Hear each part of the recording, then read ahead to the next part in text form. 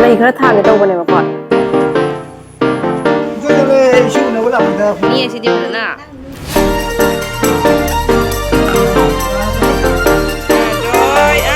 very good very good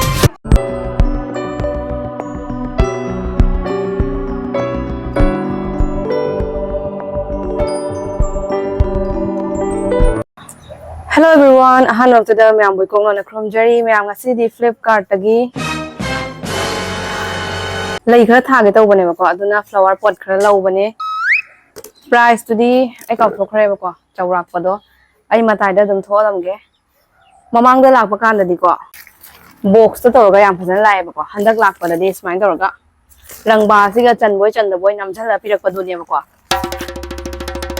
pot se 1 2 3 4 5 manganebako yes khulak chengo pura shape ka se pura chap khre smain tawraga pura pa khrebako mamangda lakpadadi box sa yam phajana tawraga yamna cheksinna laebako kai gitare kai khalaga yam cheksinna laebako ado aina yam phai ana khalaga angkamu lawbanebako ado handak lakpa kandadi rangba siga smain tawraga chapsillaga lae thawai se yam sathina nuaitebako ado phare my quality se yam phai bako adu dugin lawbaneda se smaina khara semagebako ado lei aina somda khara di thaibako ado siga khara su thage tawbane ado yengminarasebako sida leire mayam mamangda sise lawgibane bako ama ani ahum mari ise quality se yam phajana lae ngasidi loina sengdokpirage mot lebako nangai sangdabagi sengdokpidre handakti phajana sengdokpirage si lei se satpa kanda angauba satpane bako yam phajabane bako yumdai purakpane lei singse sise mara chongthore bako si lei sengdo mara chongthore aduna thajange tawbane dugi damakta lawbane bako si lei se na thaba yam phaye paisa rupa change ha bako dugi thabane aduna sigi lei sina ina dum product gumba kai gumba adum collaboration gi lakpa tare dum photo pairaga dum lei siga phajaniana sisi dum de purakpane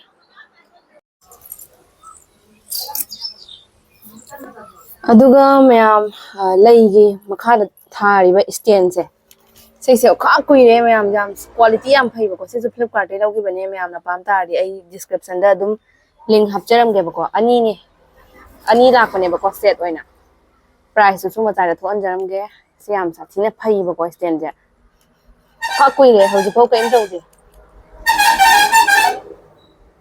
taklu tung tung mase migi bindi gumba uba yade bako bindi gumba se uraga ma heka mangonda namjhandoini mara nge phajabrenge ba phajainya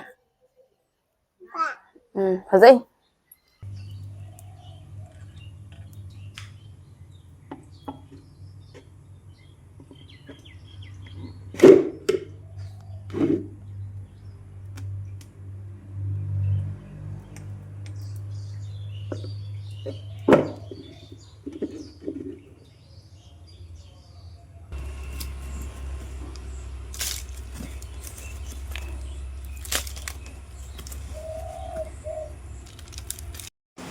Santiga Lwba kase khaibok mix tawraga hapchandoine mayam ngasidi aigi flower pot singse loinamak sengdoe flower pot singse white color oibanina yam yang na mot lebako ado aidi white color se na hena pamjayebako aduduna aina white color se lawbane angasi su order lakpado ado aina lei mana kari kra se aina dum apa khalaga khara thajallebako hojik nong su piti cha chureebako aduduna yam daw yare ing lauraga yam sathina nungarebako ado mayam ai sigi stand se khara ka leige tawbane sigi stand se aina ahanba leiba kanadi pharoidra haina khallaga lawbane bako ado yam sathina pharame yam sathina su kuina chatleba sigi stand se ko ado aina khara khaka stand se lawge na tawbane ado handakti atopa design da lawrage si anisina mamana mag lei atopa thage aina thamme bako ado yengo mayam langtrip lange gi flower pot sing mayam hojik se nong su piti taye weather se yam sathina nungai bako ado inaw no pina su phone tawra ame papa ga mama ga hojik lakani haina ko aingonda hena masu na hena lu taw khre bako hojik se masu udri leiba ngam de bako ꯄꯄꯥꯁꯨ headmaster ꯐꯝ ꯀꯥꯔꯕꯅꯤꯅ ꯍꯥꯏꯕꯗꯤ ꯊꯕꯛꯇꯣ ꯌꯥꯝ ꯆꯤꯜꯂꯦꯕꯀꯣ ꯑꯗꯨꯗꯨꯅ ꯍꯦꯛꯇ ꯐꯠ ꯂꯥꯎꯅ ꯂꯥꯛꯄꯗꯣ ꯉꯝꯗꯦꯕꯀꯣ ꯑꯗꯨ ꯑꯣꯏꯇꯥꯔꯒꯁꯨ ꯑꯗꯨꯝ ꯂꯥꯛꯑꯦꯕꯀꯣ ꯄꯄꯥꯒ ꯃꯃꯥꯒ ꯍꯦꯛ ꯂꯥꯛꯑꯦ ꯒꯥꯔꯤ ꯃꯆꯥꯗ ꯑꯗꯣ ꯃꯌꯥꯝ ꯑꯩꯗꯤ ꯌꯨꯝꯗ ꯍꯜꯂꯛꯄꯗꯒꯤ ꯈꯣꯡ ꯀꯥꯟꯊꯣꯛꯑꯒ ꯆꯠꯄ ꯉꯝꯗ꯭ꯔꯦꯕꯀꯣ ꯇꯨꯝ ꯍꯧꯒꯠꯂꯛꯄꯗꯒꯤ ꯃꯌꯥꯝ ꯀꯩꯅꯣ ꯃꯌꯥꯝꯁꯤꯅꯀꯣ ꯑꯉꯥꯡꯁꯨ ꯌꯥꯎꯔꯕꯅꯤꯅ ꯃꯌꯥꯝ ꯍꯦꯛꯇ ꯆꯠꯀꯦ ꯍꯥꯏꯕꯗꯣ ꯈꯣꯡ ꯀꯥꯟꯊꯣꯛ ꯍꯦꯛꯇ ꯆꯠꯄꯗꯣ ꯉꯝꯗꯦꯕꯀꯣ ꯏꯄꯥꯝꯗꯒꯤ ꯌꯨꯝꯗ ꯂꯥꯛꯄꯗꯒꯤꯀꯣ ꯀꯩ ꯍꯥꯏꯅꯤ ꯊꯣꯡꯒꯥꯟꯐꯧ ꯍꯦꯛ ꯊꯣꯛꯇ꯭ꯔꯤ ꯍꯥꯏꯕ ꯇꯥꯔꯦ ꯍꯥꯏꯕꯗꯤ ꯕꯖꯥꯔꯐꯧ ꯍꯦꯛ ꯆꯠꯇ꯭ꯔꯤꯕꯀꯣ ꯌꯨꯝꯗ ꯑꯗꯨꯝ ꯂꯩꯔꯦꯕꯀꯣ ꯃꯌꯥꯝ ꯅꯣꯡꯁꯦ ꯁꯨꯝ ꯁꯨꯝ ꯇꯧꯅ ꯀꯟꯈꯠꯂꯛꯑꯦꯕꯀꯣ ꯒꯥꯔꯤ ꯊꯧꯕꯗꯗꯤ ꯆꯣꯠꯇꯣꯏꯅꯦꯕꯀꯣ ꯒꯥꯔꯤ ꯃꯆꯥꯗ ꯂꯥꯛꯄꯅꯤꯅ ꯑꯗꯣ ꯅꯣꯡ ꯆꯣꯠꯅꯕꯨ ꯆꯠꯈ꯭ꯔꯦ ꯍꯥꯏꯔꯤ ꯃꯁꯨ ꯎꯅꯤꯡꯃꯟꯒꯤꯅ ꯅꯣꯡꯅ ꯆꯣꯠꯂꯦ ꯈꯃꯣꯟ ꯆꯣꯠꯂꯦ ꯏꯁꯨ ꯎꯅꯕ ꯂꯥꯛꯄꯗ ꯆꯣꯠꯂꯦ ꯄꯨꯔꯥ ꯆꯣꯠꯂꯦ ꯅꯪꯗꯤ ꯐꯨꯔꯤꯠꯀ ꯂꯣꯏ ꯆꯣꯠꯂꯦ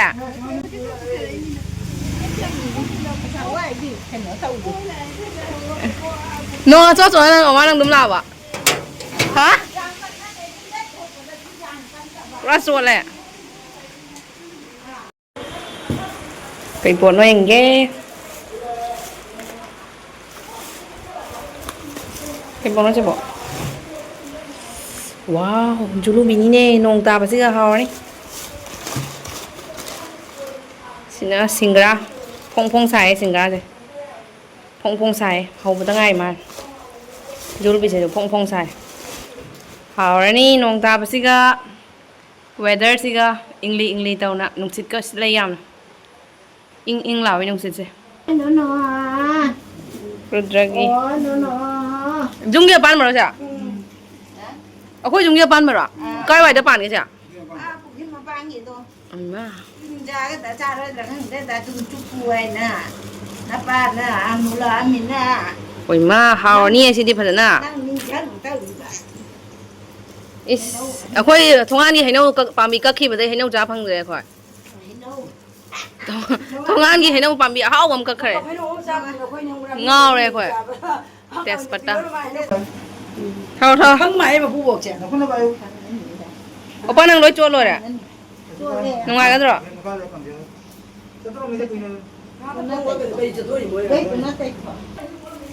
ꯑꯝꯇ ꯄꯨꯁꯟꯈꯤꯒꯦ ꯃꯌꯥꯝ ꯁꯤꯒ ꯑꯩꯒꯤ ꯂꯦꯕꯨ ꯄꯨꯔꯛꯑꯦ ꯀꯤꯗꯅꯤ ꯁ꯭ꯇꯣꯟꯗ ꯂꯦꯕꯨ ꯌꯥꯝ ꯐꯩ ꯍꯥꯏꯕꯀꯣ ꯁꯤꯒ ꯌꯨꯝꯒꯤ ꯄꯥꯟꯕ ꯄꯣꯡꯍꯋꯥꯏꯅꯦ ꯃꯔꯨ ꯀꯣꯛꯄ ꯂꯩ ꯀꯩ ꯃꯥꯜꯂꯤ ꯌꯦꯡꯉꯣ ꯃꯀꯣꯛꯅ ꯏꯆꯥꯎ ꯆꯥꯎꯗ꯭ꯔꯥ ꯎꯄꯥ ꯅꯪ ꯅꯍꯥꯟ ꯀꯩꯅꯣ ꯐꯦꯁꯕꯨꯛꯀ ꯊꯥꯡꯒꯠꯂꯛꯏꯗꯣ ꯀꯩꯅꯣ ꯀꯥꯏꯗꯅꯣ ꯆꯠꯄꯩꯗꯣ ꯀꯥꯔ ꯇꯣꯡꯉꯒ ꯑꯣ ꯀꯅꯥꯒꯤ ꯀꯥꯕꯤꯗꯁꯣꯏꯒꯤ ꯃꯆꯥꯅꯤ ꯄꯨꯄꯨꯅ ꯍꯩ ꯃꯍꯤ ꯂꯩꯕꯤꯔꯛꯑꯕꯣ ꯃꯆꯥꯅꯤ ꯄꯨꯄꯨꯅ ꯍꯩ ꯃꯍꯤ ꯂꯩꯕꯤꯔꯛꯑꯕꯣ ꯍꯩ ꯃꯍꯤ ꯂꯩꯕꯤꯔꯛꯑꯕꯣ ꯄꯨꯄꯨꯅ ꯃꯆꯥꯅꯤ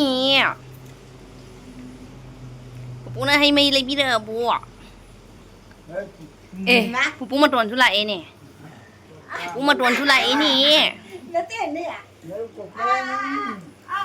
ꯄꯨꯄꯨ ꯃꯇꯣꯟ ꯉꯁꯤꯗꯤ ꯌꯥꯝꯅ ꯅꯥꯜꯂꯦꯍꯦ ꯈꯜꯂꯣ ꯅꯪ ꯀꯥꯏ ꯆꯠꯂꯨꯏꯅꯣ ꯑꯣ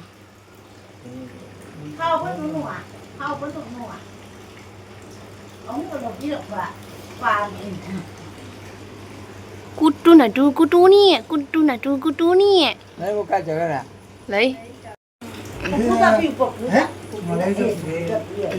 piro pura piro to pire to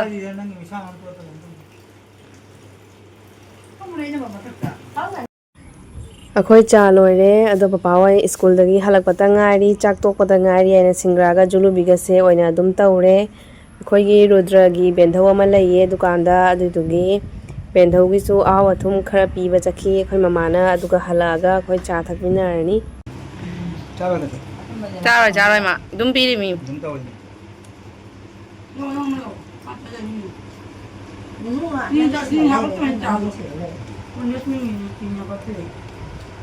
ꯆꯥꯅꯤ ꯍꯥꯎꯕ꯭ꯔꯥ ꯇꯧꯔꯨꯅꯨ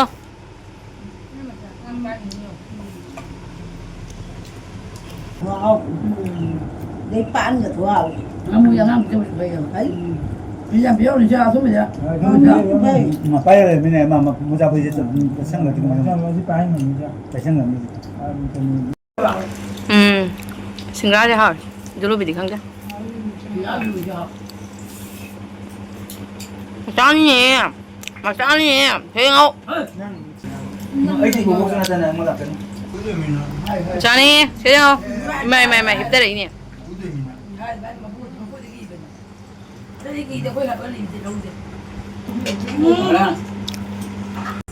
짠이 랩랩 짠이 랩랩 tao 랩랩 tao Lên đâu là anh em photo cái thấy nó ra thì bạn. Trong đây là cái gì ra? Macani, come. Macani, come here. Lên đâu. Lối hay rồi bani mà come go, lối hay rồi bani. Bobok cái bag vào. Macani bobok cái bag tu bubi do. Có nè. À. Left đâu, left. Left tao rồi. Bag. Thank you. Left đâu thì mà nó. Máy bay. Cái nào phật ta. Bobok lo namaste tao goro, namaste. Namaste. Ah, very good. Hay đấy. Photo cái left đâu nè.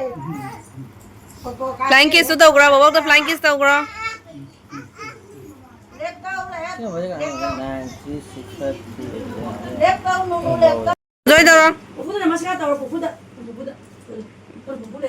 Mamai menak tara kanu. Joy tao. Buku na maska tau. Joy tao. Ah, joy. Ah, very good.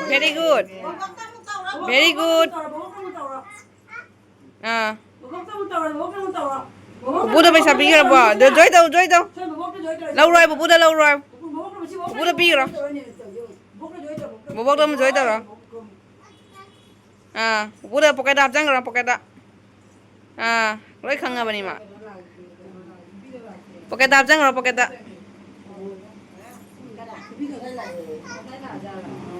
Cái này mới cùng qua cái ví dụ mà cái này cái nó được của mình cái này nó ta làm cái được luôn. Chani, phải am phangé. Phải am phangé nang đi. Có đâu mà lại để bông mà đi mua cái này cái này này. Có cái chơi hôm trước nó chơi hôm này gì. Nó sẽ nào chơi hôm trước này chơi hôm này. Phải am phangé mà Chani. Joy tao. Bobok tao muốn joy tao rồi.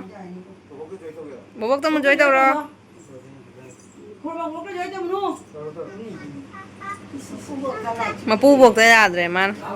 Mà pu buộc tay ngào rồi man. Namaste tao rồi.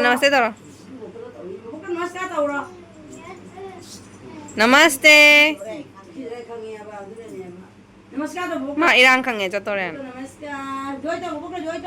Oi, o tema tu dia kani. Ai chosma tu dia kana mana ni ma kai ni kayo ni chosma ni sai. Kuai maki. Sao. Học ra, cho. Bố ra khi rồi, bye bye tao rồi gì, bye bye tao rồi gì, bố ra khi rồi.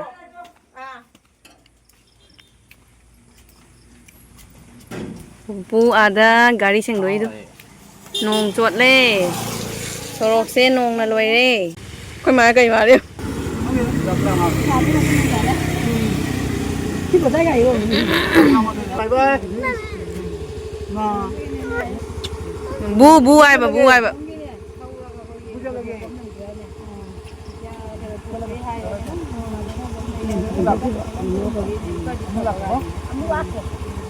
Bu tuần sáng đang là hậu rồi đang là thời giờ.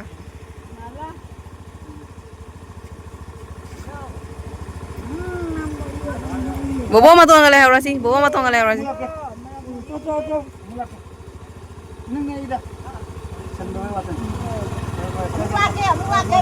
Bye bye. Gari không? Bye bye. Yeah, tu piu pesan gari nè. Cái này car nó sẽ.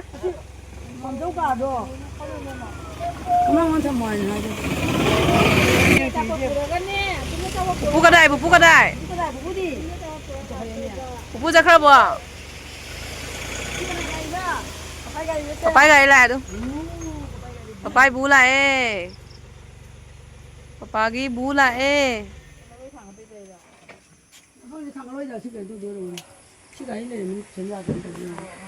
Cái gì mà không được. Bố cái ra khơi kìa. 부부디 몸 털어져 그래 봐. 부부부터 저거 볼까? 몸. 부부들 남아서 갔다 와. 부부들 남아서 갔다 와. 몸 털어져 그래 봐. 뭐? Ayang lao, bukuya jawa puanga lao ayo. 몸 야라. 응, 저.